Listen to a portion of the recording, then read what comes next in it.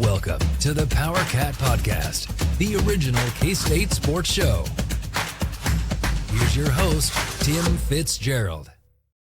Yeah, I know. We just did a podcast the other day. It had Big B on it. It was about football. But then, oh, by the way, I'm Tim Fitzgerald. Ryan Gilbert says, hey, we had some basketball questions too. You want to do another one? I'm like, yeah, let's do it. So here we are. Comments. People want to see our pretty faces again. So here we are. It's all about the ratings. Yep. You don't put the ugly people on in prime time. You put them late at night. All the time. Or on YouTube. Okay. Well, we are sponsored by Helping Hands Remodeling. As I mentioned on yesterday's podcast that I had to redo because I forgot to do this read, let's just sum it up this way. Well, let me get over here. Let me do this right. And let me just sum it up this way. Where is it? Gabriel is awesome. Go to that website if you need remodeling done in the Manhattan area. Decks, bathrooms, other stuff. Our deck is fantastic. And I know one thing for sure. I'm not having Ryan Gilbert over to drink on that deck. You've never had me over to drink on your deck, period. Yep. Yeah, that's not my chance. Nope. Nobody gets to be inappropriate around my dogs except for me. Your dog wanted to sleep with me until she thought better of it. That's one she of my ran off the bed. My favorite Daphne stories. Daphne hates strangers, particularly men. Back in the day, that was a long time ago. Gil stayed the night when we were out of town, and Daphne likes to sleep on the bed, so she did. And then when Gil's woke up in the middle of the night to pee, she stood up on the bed and barked at him. Like all the women in his bed, how did I get here, and who are you? Yeah, that's the story of my life. This one is about not dogs, although I could do that. It's not about prostate cancer. It's about basketball because we got some basketball questions in a really different off season for Kansas State basketball. Do you agree with that? I mean, the recruiting's all going on, but is it just me or is this staff laying low a little bit? Well, yeah, I mean, you're also going after international guys. That's new. Yep. CJ Jones, the first question is about him, but that's never something we've seen at Kansas State, to my knowledge, in my lifetime. Someone coming back when they enter the portal. You know, it's been pretty low key, I guess you could say. Nobody ever comes back when they leave you. This is a first. Let's get going with your questions from Wabash Station. We'll kick it off with this one. Ohio Powercat. He's a K-State fan from Ohio. I got that right away. What are your thoughts on CJ Jones returning to the team? Does he help or just take up a roster spot we needed for a big man? Gills, let's be honest here. This happens. As you mentioned, it hasn't happened at Kansas State, but this happens. But this one's weird. This guy left looking for more money and then comes back. And here's the catcher. Okay. This is what I think. And I really want to hear your opinion on this. If he had stayed, someone wouldn't be here. But that someone is here because he left. And now he comes in and fills a spot that might have gone to a big man. I find it interesting. They need one more. Did they give up on that? What's up with CJ Jones coming back? And no, I don't think he's going to play very much. Well, a lot of ways you can go at this. First things first, there seems to be like a disapproval or displeasure just from fans that CJ Jones is coming back. And I can guarantee you that if CJ Jones would have never transferred, you'd be happy that he was coming back. But I get it. Maybe he tested the waters and you're not happy with that. But a returning player is a returning player. And when you have Jerome Tang talking about wanting roster retention, and a lot was made about following that Houston model, well, here you go. You've got a player coming back. I know your stars, Doug McDaniel's gone, Hasen's gone, but you were able to keep another guy as well as Moby and Castillo and Taj. So in that regard, I think it's awesome that you're having a player come back. Do you need to elevate your entire roster and you've got to get better from top to bottom? Yes, but a returning player is a returning player. And if CJ Jones on this roster is playing a lot, if he's starting,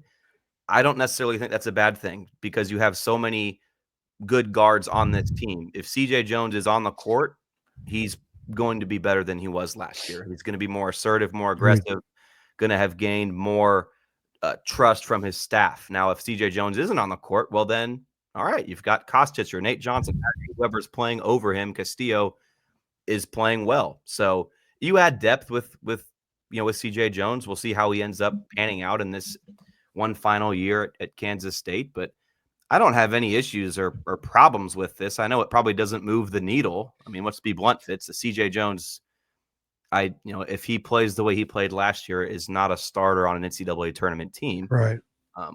But maybe he can kick it up a notch. Maybe he's the eighth man and he finds his role that way. We'll see what happens, but it's hard to be angry or upset about CJ Jones coming back. This is what Drum Tang harped on, getting players to come back. Well, you got an extra one. I agree with all that. Here's my key for CJ Jones to be successful in this upcoming season. It's got to start immediately. What has K-State been missing? They've been missing that continuity from year to year, and they still don't have great continuity with only 4 guys or whatever it is coming back. But this is a major contributor from last year's team. He knows what goes into being a good basketball team, or at least to play at this level. He'd won 6 games in a row in the Big 12 against quality. Right. He can start right now being that catalyst. This is how we got to do things. This is the way we got to do things. He's got to be a leader, Gills. He just has to take a leadership position, which honestly will impress the coaches. I don't think he's the leader you need. I think that'll be someone else. But for the interim, to get them to whoever that leader is that emerges, that's going to play a big number of minutes, CJ needs to fill that role and transition into that, and maybe grow with it and become a player that is demanded to do more, asked to do more in this upcoming season than he was a year ago. I don't think he was a great player, but he had his moments. He had moments where you kind of liked him on the court because he was athletic and he could rebound, and he's capable of defending again when he wants to do it. So I'm not upset about the return. It's just weird. Man, I can't imagine the amount of swallowing your pride you have to take to walk back into basketball. Because I'm assuming CJ's been a student at Kansas State up until maybe the summer or whatever, and say, hey, I want to come back. I mean, look, when you leave, I'm moving on, man. I'm out. I don't even have your number. I deleted it, except that I already did that. Well, it just shows that there was no bad blood there, right? No. CJ was one of the last, if not the last guys to go out and enter the portal. So he wasn't immediately, once the season ended in Kansas City, his mind wasn't made up. What I mean? There was some, and you thought he was staying. Yeah, we thought a lot of guys were staying, but that's neither here nor there. Remember, it was the first game of the year, I think, Fitz, or maybe it was later on, but CJ started over Doug, and somebody asked Tang in a presser, why did Doug not start or what have you? And Jerome Tang's answer, long story short, was adamant that no, CJ earned the start. CJ was one of the best 5 players in practice, whatever. Was there some coach speak there? Who knows? But they did speak highly of him, right? If you want a guy to come back, there's something to be said for that. So, and also with regard to the big men on this roster, we've shared some stuff on the boards that I don't know. It's not going to be a hard 13 roster limit. So we'll see if they can add another overseas big. That's a name we've floated a name out there on the boards, but we'll see what happens there. Okay. Next up is KSU Royals Cat. What are your thoughts on roster management for the men's basketball team this year and past years, or do they have someone like Clint Brown on staff? Those are different things. You're not trying to manage smaller scale in basketball. 105 guys. You're trying to manage 13 to 15. Yeah. But it's valid in this point. I mean, who oversees that portion? Is it the head coach? I mean, we need to go get this and we're missing that. And I don't know. It's a good question. I need to check into it, but whoever's been doing the retention has not done a good job. I'm just going to put that out there. I feel like you should retain. If 4 is your high That's kind of low for retention, but I don't know. What are your thoughts on this whole situation? Look, at the end of the day, I'm just going to say this. They've got to get some stability in this program. Now with the coaching changes and now with the other stuff going on, I think they can settle down a little bit.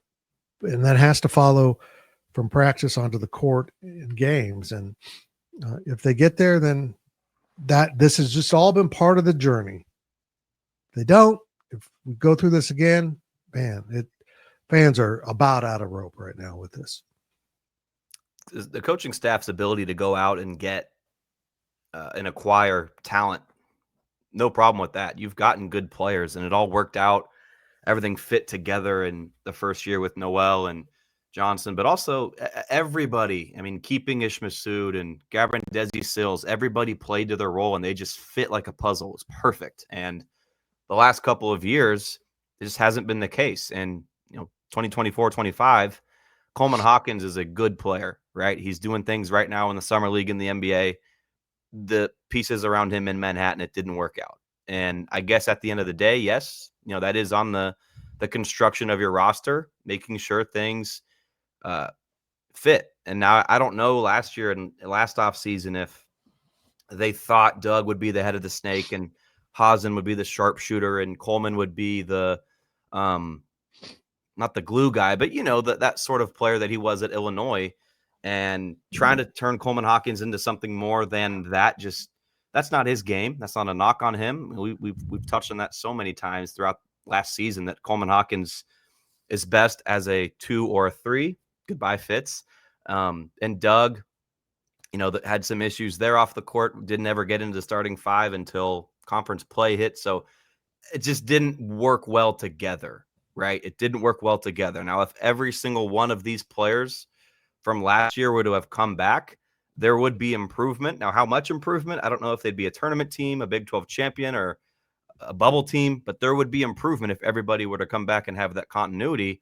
But in their first year together, it was just a group of players that couldn't click and couldn't get things going together. And that's not exactly on the players. That's not entirely on the coaches either. But at the end of the day, who did bring in the players? It is that roster management kind of section of the staff, whoever's in charge of that. I think Marco, by the way, I think Tang touched on this in a presser last year. I think Marco is the name that got brought up. Don't quote me on that. I could be wrong, but yeah, I do know he does oversee a lot of stuff in general. So that's probably something for this staff to keep in mind moving forward is, yeah, you want to go out and get talented players, but rather than saying, all right, let's get these guys and then see what we can do with them, I think you got to go the opposite. We got to have a plan in place here. This guy's going to do this. This guy's going to do that. This is how it is all going to fit together. Well said. That was a good answer. That was so much. Try my best. Sorry, I had to blow my nose, so I thought I didn't know if you had a dog attack or what was going on there. No, my sinuses allergies just kicked in as soon as we started. Proof that I am allergic to you. Let's finish with 2 from El Camino Cat. When will K-State expect an answer on Tyreek Smith's appeal? Brother, this is dragging on. This is just so NCAA. This is just exactly, just give the kid an answer. Thoughts? It's not sounding promising. That's not breaking news. We're not reporting anything like that. It's not sounding great for Tyreek Smith. Now, I've heard from one source that it could be some people are expecting July to be it. So we're looking at like a week. But you're also looking at the NCAA.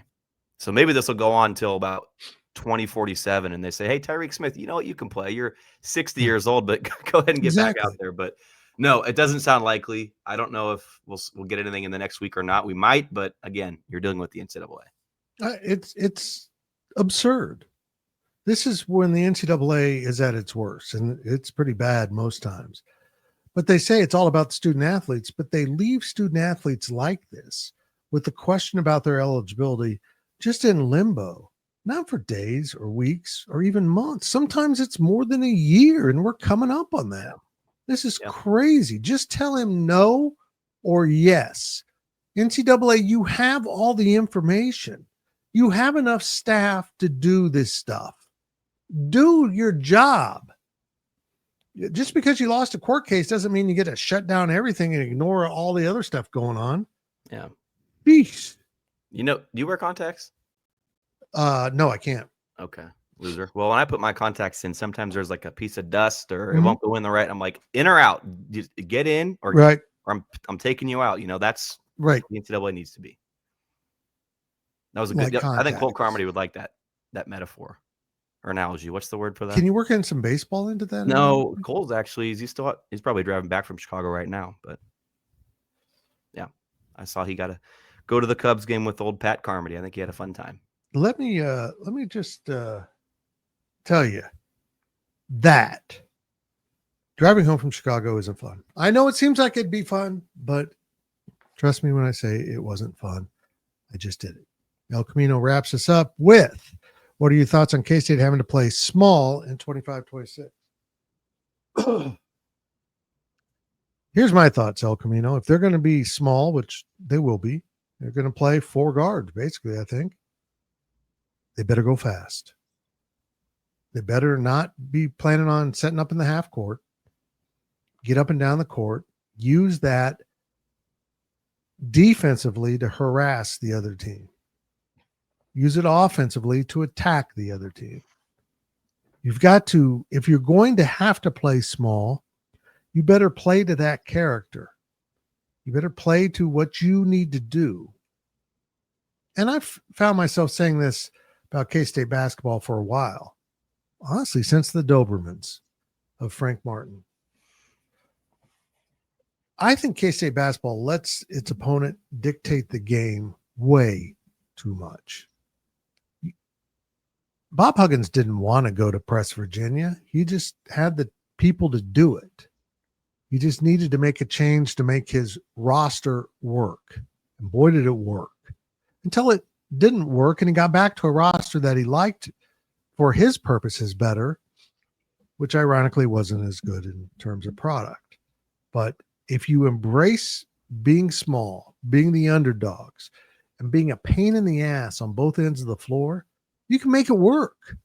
It has worked in college basketball. I can't name it off the top of my head, but I also don't remember my name right now because I'm old.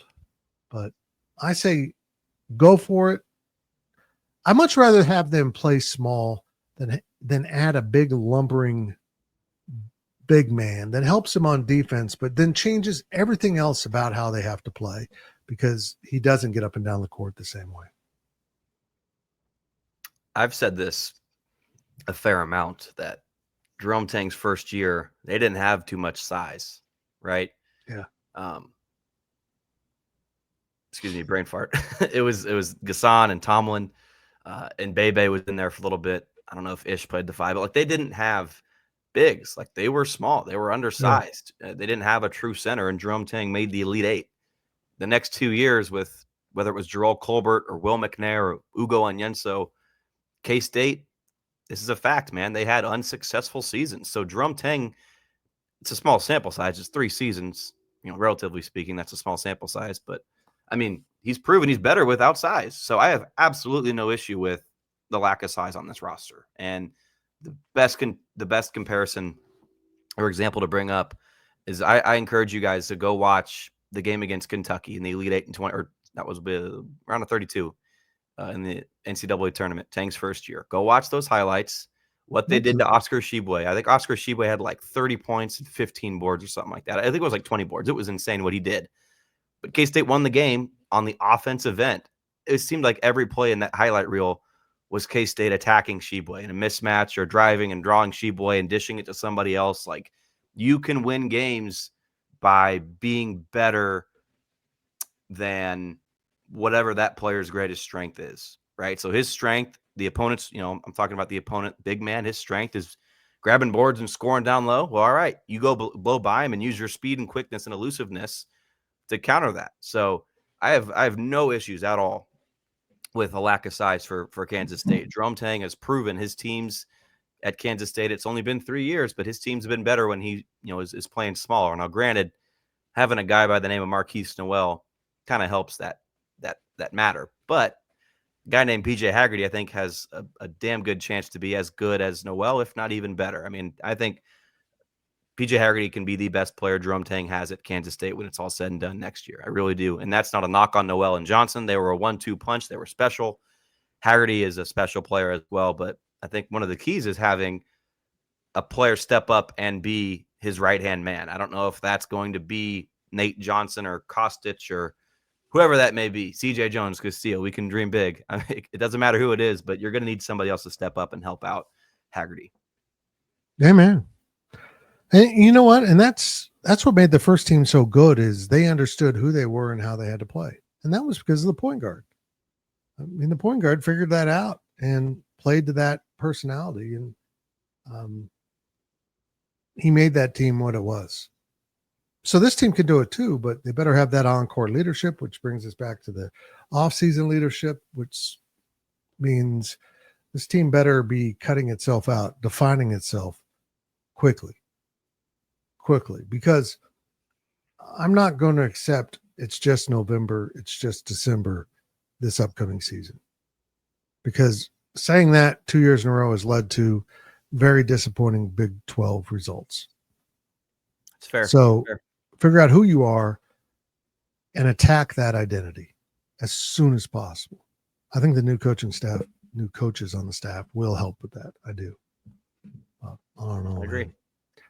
I don't know. This has been a weird offseason. It really has with basketball because they've been active, but I haven't seen as many chest thumping tweets or, about everything they're doing. I think it's kind of been toned down a little bit, which I think is good. It's been a humbling year or two. I would agree with that. Are we done here, Mr. Gil? Done, baby. Okay, that was short and sweet, but there's a little basketball to get you into the weekend. Do you like the weekend? Not Saturday and Sunday, but the singer of the weekend that doesn't know how to spell?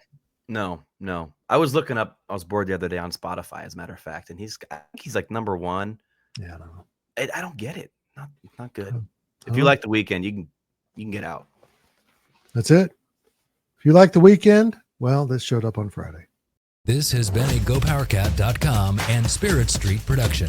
Please support this show by subscribing to this YouTube channel or follow us on your favorite podcast platform.